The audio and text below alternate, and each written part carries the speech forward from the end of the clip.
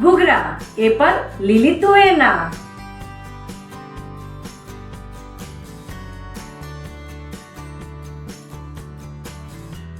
તો આજે આપણે બનાવીશું શિયાળામાં મળતી લીલી તુવેરના ઘૂઘરા.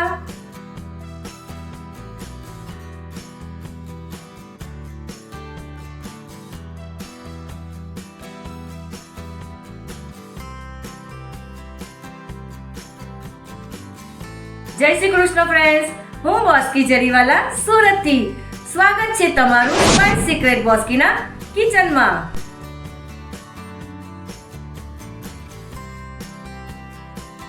તો ચાલો જોઈ લઈએ શિયાળામાં મળતી લીલી તુવેરના ઘૂઘરા કેવી રીતે બને છે. લીલી તુવેરના ઘૂઘરા બનાવવા માટે એક બાઉલ લીલી તુવેર જે છોલીને દાણા કાઢી નાખ્યા છે, કોથમીર બારીક કાપેલું લીલું લસણ, આદુ મરચાંની પેસ્ટ, મીઠું સ્વાદ પ્રમાણે, ઓર્ગેનિક ખાંડ, હિંગ, ગરમ મસાલો, ખજૂર આંબલીની ચટણી, લીંબુનો રસ, ઘી અને 500 ગ્રામ મેદો. આ બધી સામગ્રીઓ મિક્સ કરીને બનાવીશું લીલી તુવેરના ઘૂઘરા. તો હવે સૌથી પહેલા તૈયારી કરીશું લીલી તુવેરના ઘૂઘરાનો મસાલો બનાવવાની. તો જોઈએ કેવી રીતે બને છે લીલી તુવેરના ઘૂઘરાનો મસાલો.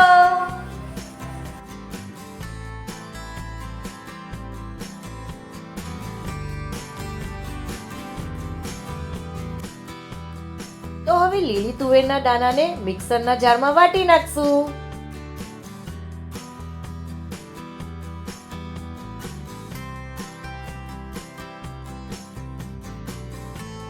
જુઓ, લીલી તુવેરના દાણા વાટીને તૈયાર છે. નેક્સ્ટ સ્ટેપમાં એક કઢાઈમાં થોડું તેલ નાખી તેલ ગરમ થાય એટલે તેમાં લીલી તુવેરના વાટેલા દાણાનો માવો નાખીને માવાને શેકી નાખશું.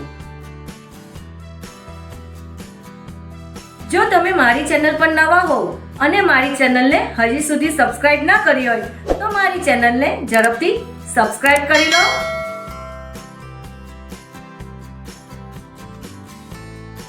લીલી તુવેરના દાણાનો માવો શેકીને તૈયાર છે. તો હવે શેકેલો માવો એક બાઉલમાં કાઢી નાખશું. જુઓ, તુવેરના દાણાનો માવો શેક્યા પછી કેટલો મસ્ત દેખાય છે. તો હવે આ માવાને ઠંડો પડવા દેશું.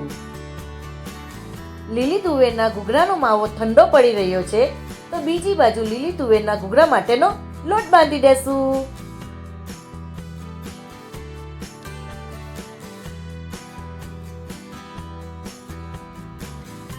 નેક્સ્ટ સ્ટેપમાં એક મોટા બાઉલમાં મેંદો, ઘી અને મીઠું નાખીને પાણીથી લોટ બાંધી દેશું.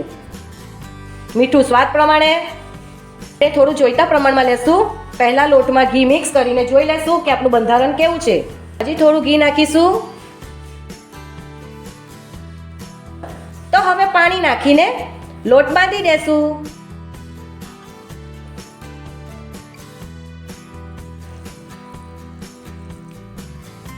લોટને આપણે ભાખરી જેવો કઠણ રાખવાનો છે. જુઓ, લોટ બાંધીને તૈયાર છે. આ રીતે કઠણ લોટ બાંધવાનો છે. લીલી તુવેરના ઘૂઘરાનો માવો શેકીને તૈયાર અને લોટ પણ બાંધીને તૈયાર. તો હવે તૈયારી કરીશું લીલી તુવેરના ઘૂઘરાનો મસાલો બનાવવાની.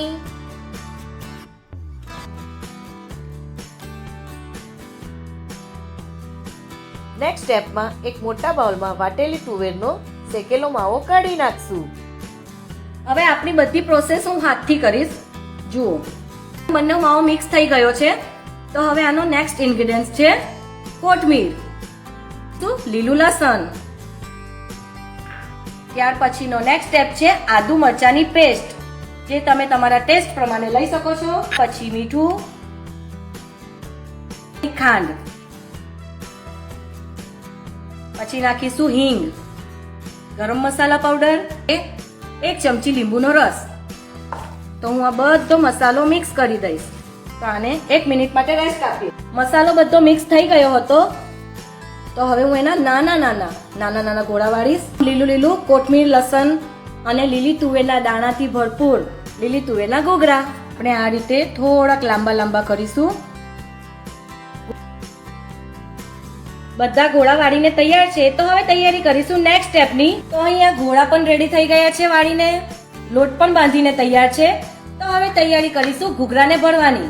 તો સૌથી પહેલા લોટને ફરી એકવાર મસળી દઈશ અને એના નાના નાના ગોળા વાળીશ. જુઓ આ રીતે. જુઓ મેં લોટના ગોળા તો વાળી દીધા હતા. હવે એને હું નાનો એવો પૂરીનો શેપ આપીશ. તો હવે આ પૂરીની અંદર ઘૂઘરાનો મસાલો મૂકીને ઘૂઘરાનો શેપ આપી દેશું. હું આખું બંધ કરી દઈશ, એકદમ ધ્યાનથી બંધ કરી દઈશ. છે ને જો, જેથી આપણા તેલની અંદર ખુલી ન જાય, પહેલા હું આ રીતે દબાવીને બંધ કરી દઈશ. હવે હું કાંગળી વાળીશ. જુઓ એકદમ ધ્યાનથી જોજો.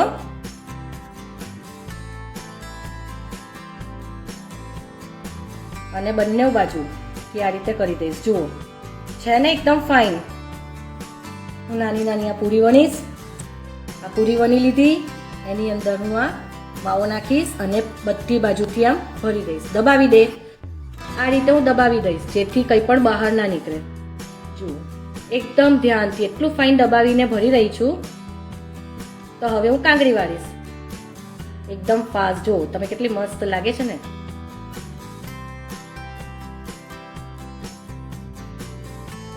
મેં બધા જ ઘૂઘરા વાળીને તૈયાર કરી દીધા છે. પરફેક્ટ બધા વળાઈ ગયા છે. તો હવે એને તળી નાખશું. તેલ ગરમ થઈ ગયું છે. તો હવે આપણે એને ધીમા ગેસ પર, પહેલા તો થોડો ધીમો રાખશું, પછી હાઈ ફ્લેમ કરશું. જુઓ એક પછી એક આપણે બધા જ ઘૂઘરા તેલમાં મૂકી દેશું અને એકદમ ધ્યાનથી તળી લેશું. જુઓ ઘૂઘરા કેટલા ફાઇન દેખાય છે ને, એકદમ મસ્ત. તો એને બંને બાજુથી આપણે ગોલ્ડન બ્રાઉન કરી નાખશું જેથી ઉપરનું લેયર ક્રિસ્પી અને અંદરથી એકદમ ટેસ્ટી એવા બને.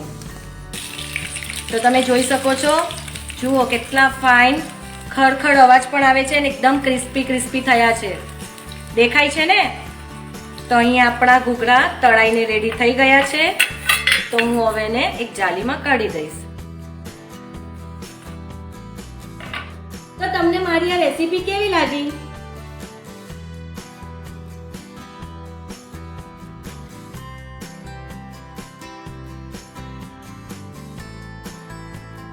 તો તમને મારી આ શિયાળામાં મળતી તુવેરના ઘૂઘરાની રેસીપી કેવી લાગી? જો તમને મારી આ રેસીપી ગમી હોય તો મારી ચેનલ સ્પાઇસ સિક્રેટ બોસ્કીને લાઈક કરો, સબસ્ક્રાઇબ કરો અને બેલ આઇકોન બટન જરૂરથી દબાવજો. અને હા, ફરી મળીશું નવી નવી ટેસ્ટી રેસીપી સાથે. જય શ્રી કૃષ્ણ.